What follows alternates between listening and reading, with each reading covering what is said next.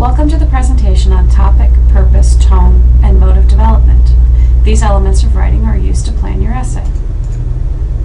In planning your essay, you might first consider that you should plan ahead for the elements of the essay that provide the foundation on which the essay will stand.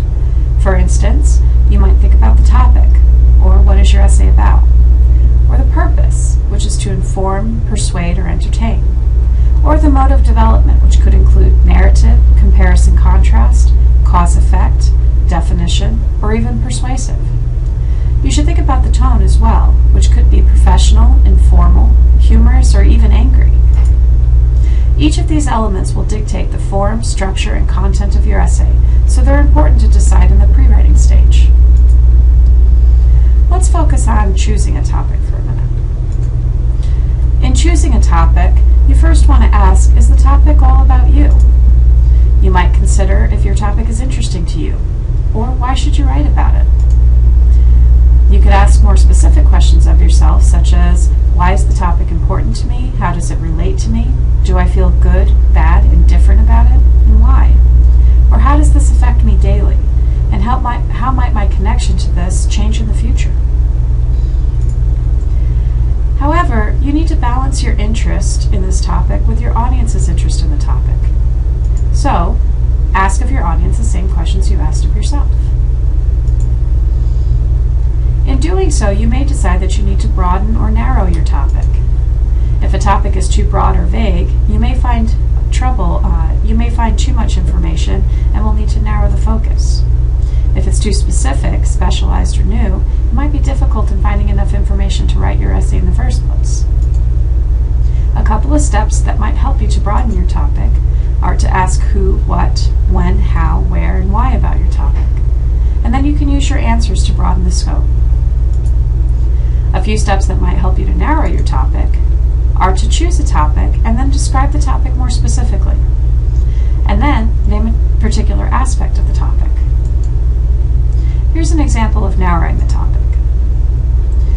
One possible topic is regional dialects. This topic is kind of broad because there are many dialects across the world. Well, let's say, for instance, that we're going to focus on the United States. And then maybe we need to ask ourselves how we can break down the dialects into different types. So you might ask yourself, what dialects do you know? Well, 3 examples would be New Englander, New Yorker, or Southerner.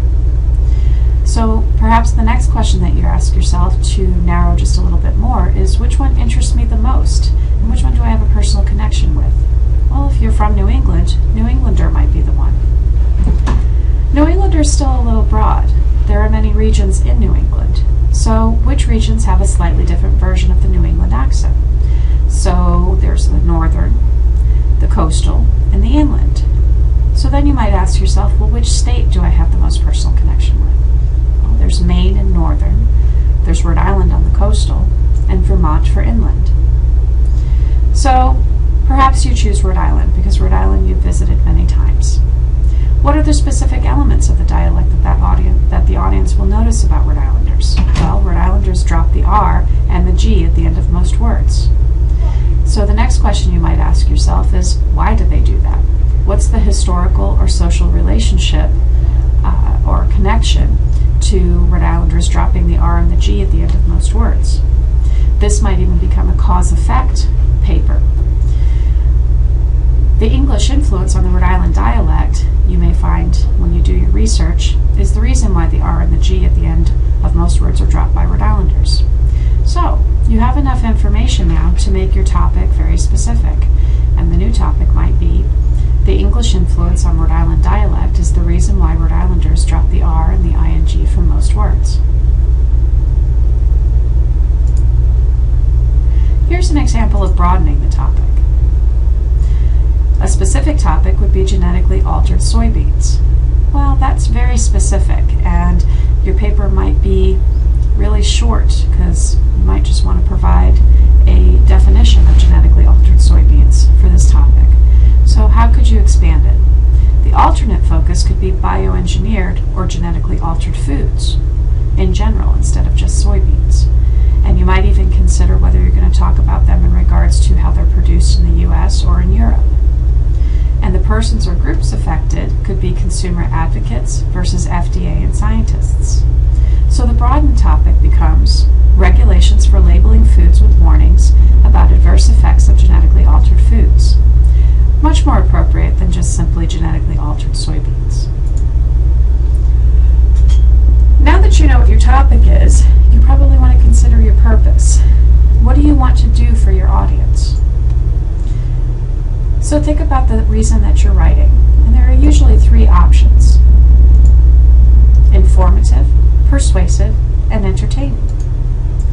More than one of these may be used in an essay, but one will function as the primary purpose. Informative is a paper that offers facts, statistics, and examples to explain a topic, commonly used in textbooks. Persuasive convinces the readers to agree or disagree with the author on a topic or issue, and it tends to be very common to academic writing. Entertaining amuses the audience and appeals to their emotions and imagination. This is often used in fiction and nonfiction writing. Here's an informative example. Many flowers are used as symbols with specific meanings. Red roses are considered as symbols for love, beauty, and passion. Daisies are considered as symbols for innocence. Lilies are considered as symbols for resurrection and life. Jasmine is also considered as a symbol of love. Orchids are symbols for perfection, and sunflowers are considered as a symbol for infatuation. In Hindu mythology, lotus is considered as a symbol for fertility, purity, and creation. So you can see that this paragraph focuses on information about different types of flowers and their meaning. There really isn't a lot of humor in here, and the topic isn't persuasive because each of the statements are factual, and there's really no way to debate them.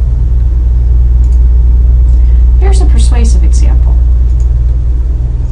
The best vacation is a trip to the beach. There's a lot to do at the beach. You can go swimming, build a sandcastle, or maybe even go surfing. The beach is very relaxing. Many people enjoy listening to the sound of the ocean and lying in the sun. When you plan your next vacation, be sure to remember that the beach is your best choice. Now, this paragraph may seem informative because it tells the reader everything that he or she can do when he or she goes to the beach. However, there's language in this paragraph that makes the paragraph more persuasive, such as the best vacation. And the next time that you plan your vacation, be sure to remember that the beach is your best choice. And all of the other descriptive sentences in the paragraph are really geared towards showing why the beach is the best place to go. What are the fun things to do there? What makes it a comfortable place to be? Let's take a look at an entertaining example. Your knuckles are white, your palms are drenched, and it feels like your dentist has just switched on the drill. Worse still, as the click of the chain pulls the train skyward, you glance back at the gum-chewing guy who strapped you in and wonder what possessed you to put your life in the hands of a kid you wouldn't trust to wrap your sandwich. That's when you realize, this is all a big mistake. Only now, you're at the top. Staring into the air, the track seems to have vanished, and the car teeters on the edge of nothingness. Then gravity takes hold and whoa! You're hurtling earthward. Faster, faster. Suddenly you're upside down, spinning around corners, praying for it all to end. Minutes later, the shoulder bar rises, you stagger out on wobbly knees, and hey, where's that kid? Maybe he'll let us ride up front this time. This paragraph is obviously entertaining. The writer tells the readers about an experience of riding a roller coaster for the first time. And everything about the writing is explaining her emotions and how her body reacted. And it's a little humorous too. So, it's entertaining. Let's talk about choosing a tone. Because once you choose what your purpose is, you have to decide how you want to present that purpose to your readers and determine what kind of feelings or emotions you want them to have while they're reading your content. Tone is the mood or attitude you want to convey in your writing. It's expressed through the words and details that you use. The generic categories of tone are usually informal or formal. Informal could include irony, sarcasm, mocking, enthusiasm, or even excitement. Formal tone tends to be fair-minded, objective, and persuasive. These are just a few of the tones possible in essay, as tone ranges just as emotions do. But let's look at some tone examples. For an enthusiastic and positive one, I love working at Burger Barn. I meet interesting people, earn extra money, and get to eat all the chicken nuggets I want when I go on break. This is obviously enthusiastic and a very positive outlook on a business. Here's a fair-minded and objective one. I'm not excited about wearing fluorescent green polyester uniforms, but the managers are willing to schedule me around my classes, and the company offers scholarships to hardworking employees. This one isn't as entertaining, and maybe it isn't as positive, but it is objective because the company isn't slandered, and the person who is writing this owns the feelings that he or she has about the change in uniform. Let's look at choosing a mode of development next. Some common modes of development. They're usually directly dictated by the topic, the purpose, the tone, and the audience. They are cause and effect, comparison contrast, definition, narration, and process. Here's a cause-effect example. Cause and effect writing shows, you'll notice that in this piece, that the cause and effect writing shows a chain of connected events, and each is usually the logical result of the one before it. Keep in mind that cause means the reasons why or for something, or the source of something, and effect is usually the result or outcome.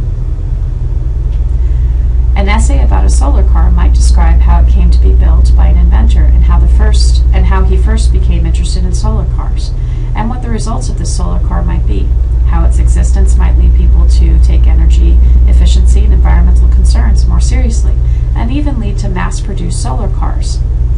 Notice that how the car came to be built are the causes, and then how the existence might lead people to take energy efficiency and environmental concerns more seriously are the effects of that car being built. Let's look at comparison and contrast. Comparison and contrast shows how subjects are alike and different, and there's often two subjects that are being discussed. One might write a comparison contrast, for instance, on two forms of options after high school graduation, such as employment or college. The paper might even detail how both endeavors teach responsibility. And it may give details on how employment helps one earn money, while college requires that one spend money. And how about definition? Definition describes or explains a subject in a fuller or more extended way than does a dictionary definition. An example might be defining bioengineered foods. The essay would contain not only a definition of the topic, but also examples that illustrate the definition. For narration, it provides details of what happened in an event. For example, one might describe the visit of the Pope to Denver in 1993, using his itinerary and giving details of each major event in the visit. Process is much like narrative in that the essay offers the steps to a process in the order that they occur or in the order that they are significant. An example of a topic that would require process would be describing a family tradition, such as building a gingerbread house each year for the holidays. The essay or the paragraph would focus on how the tradition is carried out and why it's important to the family. So now that you know how to pick out your topic, determine your purpose, and determine what kind of tone you want to give to your readers, and also what mode of development you'll use to populate and order your essay, let's go do some exercises. Head over to the second unit in the writing MOOC and complete the topic, purpose, tone,